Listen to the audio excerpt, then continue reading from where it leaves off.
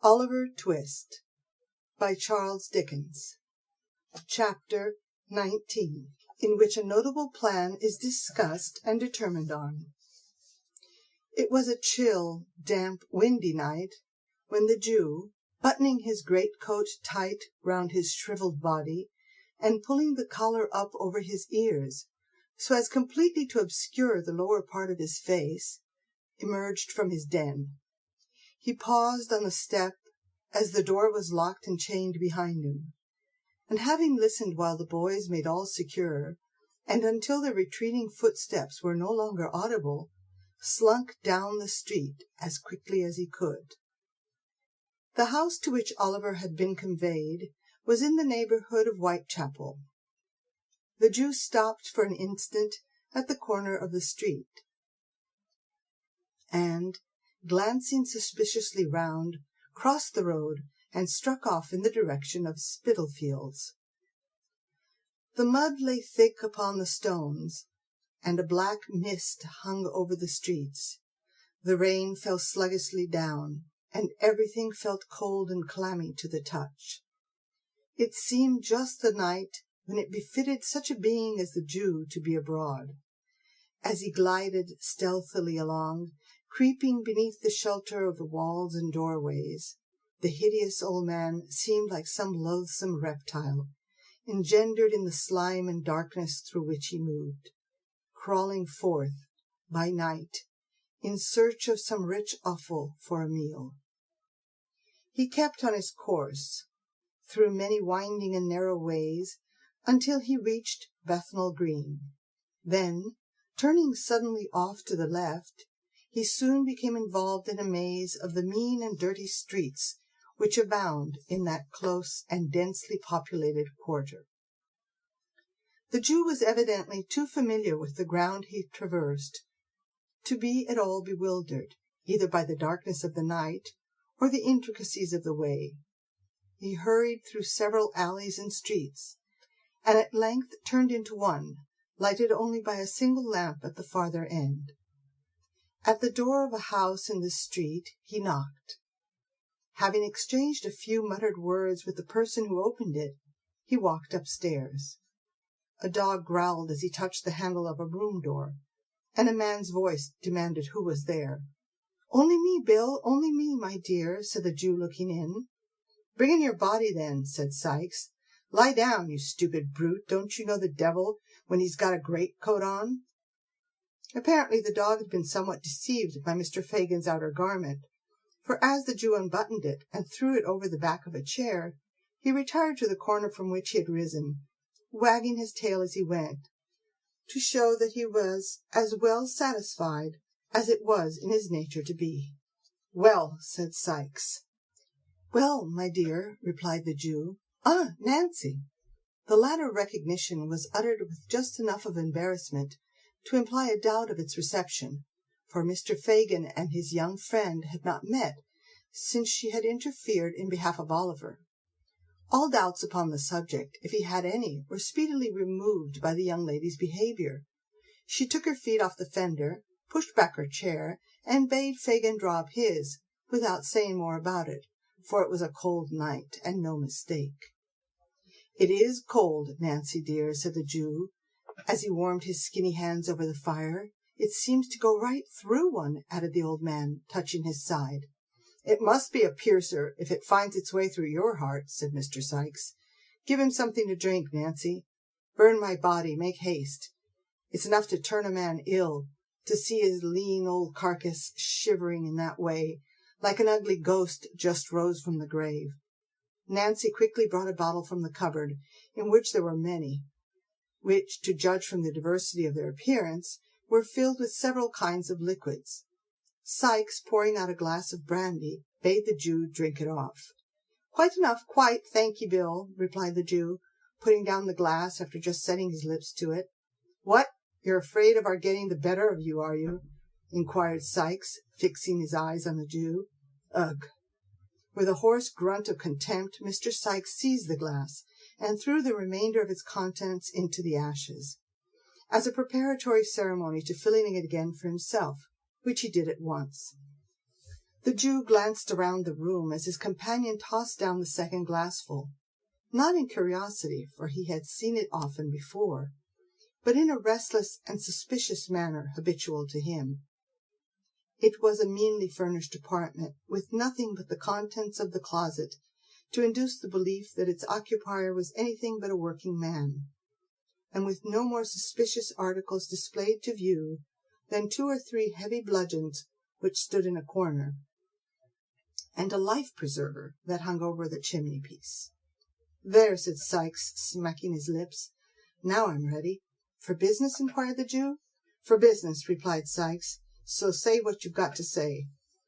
"About the crib at Chertsey, Bill," said the Jew, drawing his chair forward and speaking in a very low voice. "Yes, what about it?" inquired Sikes. "Ah, you know what I mean, my dear," said the Jew. "He knows what I mean, Nancy, don't he?" "No, he don't," sneered Mr. Sikes, "or he won't, and that's the same thing. Speak out and call things by their right names. Don't sit there winking and blinking and talking to me in hints as if you weren't the very first that thought about the robbery. What d'ye mean?" "Hush, Bill, hush," said the Jew, who had in vain attempted to stop this burst of indignation. "Somebody will hear us, my dear. Somebody will hear us." "Let 'em hear," said Sikes. "I don't care." But as Mr. Sikes did care, on reflection, he dropped his voice as he said the words and grew calmer. "There, there," said the Jew coaxingly. "It was only my caution, nothing more. Now, my dear, about that crib at Chertsey. When is it to be done, Bill, eh? When is it to be done?" "Such plate, my dear, such plate," said the Jew, rubbing his hands and elevating his eyebrows in a rapture of anticipation. "Not at all," replied Sikes coldly. "Not to be done at all?" echoed the Jew, leaning back in his chair. "No, not at all," rejoined Sikes. "At least, it can't be a put-up job as we expected." "Then it hasn't been properly gone about," said the Jew, turning pale with anger. "Don't tell me." "But I will tell you," retorted Sikes. "Who are you that's not to be told? I tell you that Toby Crackit has been hanging about the place for a fortnight, and he can't get one of the servants in line." "Do you mean to tell me, Bill," said the Jew, softening as the other grew heated, "that neither of the 2 men in the house can be got over?" "Yes, I do mean to tell you so," replied Sikes. "The old lady has had 'em these 20 years, and if you were to give 'em £500, they wouldn't be in it." "But do you mean to say, my dear," remonstrated the Jew, "that the women can't be got over?" "Not a bit of it," replied Sikes. "Not by Flash Toby Crackit?" said the Jew incredulously. "Think what women are, Bill." "No, not even by Flash Toby Crackit," replied Sikes. "He said he's worn sham whiskers and a canary waistcoat the whole blessed time he's been loitering down there, and it's all of no use." "You should have tried mustachios and a pair of military trousers, my dear," said the Jew. "So he did," rejoined Sikes, "and they warn't of no more use than the other plant." The Jew looked blank at this information. After ruminating for some minutes with his chin sunk on his breast, he raised his head and said with a deep sigh that if Flash Toby Crackit reported aright, he feared the game was up. "And yet," said the old man, dropping his hands on his knees, "it's a sad thing, my dear, to lose so much when we had set our hearts upon it." "So it is," said Mr. Sikes. "Worse luck." A long silence ensued, during which the Jew was plunged in deep thought, with his face wrinkled into an expression of villainy perfectly demoniacal. Sikes eyed him furtively from time to time. Nancy, apparently fearful of irritating the housebreaker, sat with her eyes fixed upon the fire, as if she had been deaf to all that passed. "Figgin," said Sikes, abruptly breaking the stillness that prevailed, "is it worth 50 shiners extra if it's safely done from the outside?" "Yes," said the Jew, as suddenly rousing himself. "Is it a bargain?" inquired Sikes.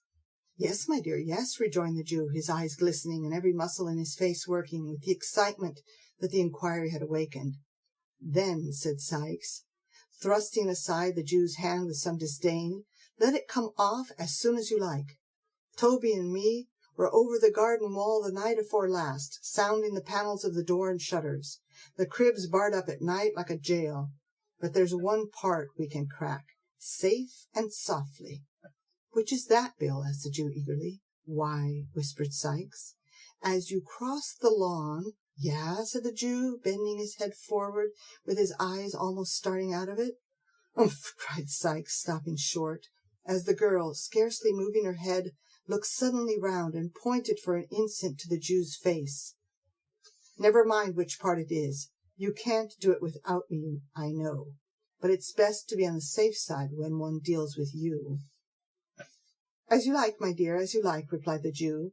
"Is there no help wanted but yours and Toby's?" "None," said Sikes, "'cept a centre bit and a boy.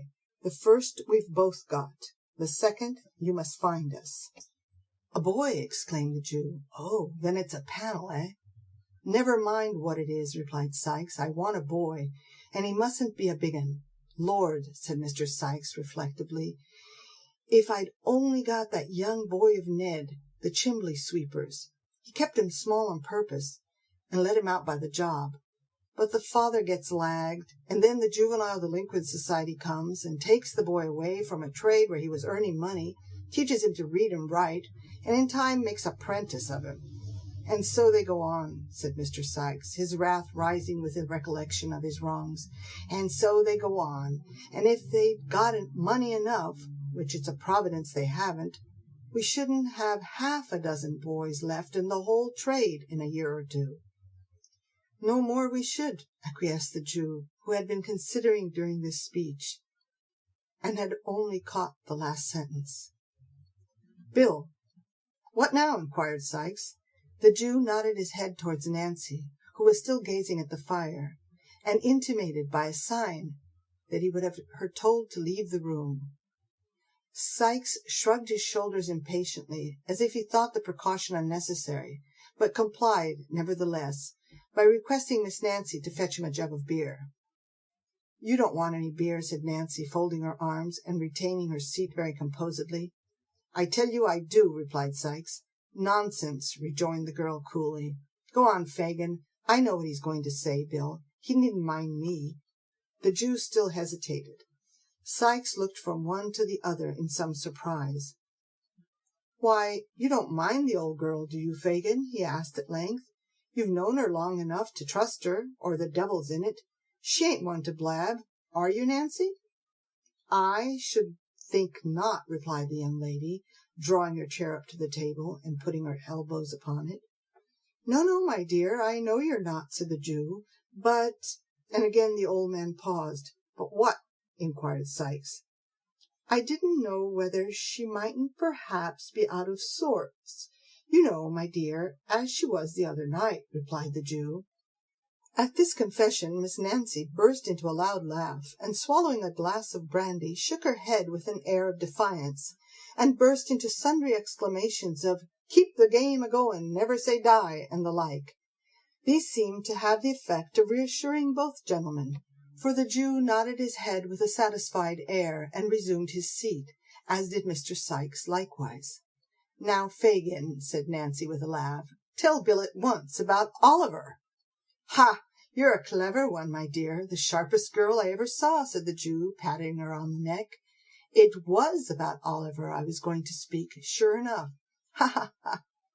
"What about him?" demanded Sikes. "He's the boy for you, my dear," replied the Jew in a hoarse whisper, laying his finger on the side of his nose and grinning frightfully. "Heh!" exclaimed Sikes. "Have him, Bill," said Nancy. "I would, if I was in your place. He mayn't be so much up as any of the others, but that's not what you want, and if he's only to open a door for you, depend upon it he's a safe one, Bill." "I know he is," rejoined Fagin. "He's been in good training these last few weeks, and it's time he began to work for his bread. Besides, the others are all too big." "Well, he is just the size I want," said Mr. Sikes, ruminating. "And we'll do everything you want, Bill, my dear," interposed the Jew. "He can't help himself. That is, if you frighten him enough." "Frighten him!" echoed Sikes. "It'll be no sham frightening, mind you. If there's anything queer about him when we once get into the work, in for a penny, in for a pound. You won't see him alive again, Fagin. Think of that before you send him. "Mark my words," said the robber, poising a crowbar which he had drawn from under the bedstead. "I've thought of it all," said the Jew with energy. I've had my eye upon him, my dears. Close, close. Once let him feel that he is one of us. Once fill his mind with the idea that he has been a thief, and he's ours. Ours for his life. Oh, it couldn't have come about better." The old man crossed his arms upon his breast, and drawing his head and shoulders into a heap, literally hugged himself for joy. "Ours," said Sikes. "Yours, you mean." "Perhaps I do, my dear," said the Jew with a shrill chuckle. "Mine, if you like, Bill." "And what," said Sikes, scowling fiercely on his agreeable friend, "what makes you take so much pains about one chalk-faced kid, when you know there are 50 boys snoozing about Common Garden every night as you might pick and choose from?" "Because they're of no use to me, my dear," replied the Jew, with some confusion. "Not worth the taking. Their looks come victim when they get into trouble, and I lose 'em all. With this boy, properly managed, my dears, I could do what I couldn't with 20 of them. Besides," said the Jew, recovering his self-possession, "he has us now if he could only give us leg bail again. And he must be in the same boat with us. Never mind how he came there. It's quite enough for my power over him that he was in a robbery. That's all I want. Now, how much better this is than being obliged to put the poor leetle boy out of the way, which would be dangerous, and we should lose by it besides." "When is it to be done?" asked Nancy, stopping some turbulent exclamation on the part of Mr. Sikes, expressive of the disgust with which he received Fagin's affectation of humanity. "Ah, to be sure," said the Jew. "When is it to be done, Bill?" "I planned with Toby the night after tomorrow," rejoined Sikes in a surly voice, "if he heard nothing from me to the contrary." "Good," said the Jew. "There's no moon." "No," rejoined Sikes. "It's all arranged about bringing off the swag, is it?" asked the Jew. Sikes nodded. "And about—" "It's all planned," rejoined Sikes, interrupting him. "Never mind particulars. You'd better bring the boy here tomorrow night. I shall get off the stone an hour after daybreak. Then you hold your tongue and keep the melting pot ready, and that's all you'll have to do." After some discussion, in which all three took an active part, it was decided that Nancy should repair to the Jew's next evening when the night had set in, and bring Oliver away with her. Fagin craftily observing that if he evinced any disinclination to the task, he would be more willing to accompany the girl who had so recently interfered in his behalf than anybody else.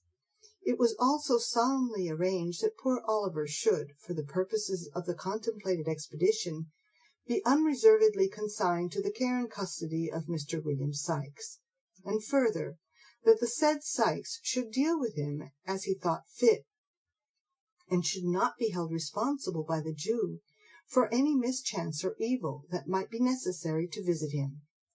It being understood that, to render the compact in this respect binding, any representations made by Mr. Sikes on his return should be required to be confirmed and corroborated in all important particulars by the testimony of Flash Toby Crackit. These preliminaries adjusted, Mr. Sikes proceeded to drink brandy at a furious rate, and to flourish the crowbar in an alarming manner, yelling forth at the same time most unmusical snatches of song, mingled with wild execrations. At length, in a fit of professional enthusiasm, he insisted upon producing his box of housebreaking tools, which he had no sooner stumbled in with, and opened for the purpose of explaining the nature and properties of the various implements it contained, and the peculiar beauties of their construction, than he fell over the box upon the floor and went to sleep where he fell. "Good night, Nancy," said the Jew, muffling himself up as before. "Good night." Their eyes met, and the Jew scrutinized her narrowly. There was no flinching about the girl. She was as true and earnest in the matter as Toby Crackit himself could be. The Jew again bade her good night, and bestowing a sly kick upon the prostrate form of Mr. Sikes while her back was turned, roped downstairs. "Always the way," muttered the Jew to himself as he turned homeward. "The worst of these women is that a very little thing serves to call up some long-forgotten feeling, and the best of them is that it never lasts. Ha ha! The man against the child for a bag of gold." Beguiling the time with these pleasant reflections, Mr. Fagin wended his way through mud and mire to his gloomy abode, where the Dodger was sitting up, impatiently awaiting his return. "Is Oliver abed? I want to speak to him," was his first remark as they descended the stairs. "Hours ago," replied the Dodger, throwing open a door. "Here he is." The boy was lying fast asleep on a rude bed upon the floor, so pale with anxiety and sadness and the closeness of his prison that he looked like death. Not death as it shows in shroud and coffin, but in the guise it wears when life has just departed, when a young and gentle spirit has, but an instant, fled to heaven, and the gross air of the world has not had time to breathe upon the changing dust it hallowed. "Not now," said the Jew, turning softly away. "Tomorrow, tomorrow." End of chapter 19.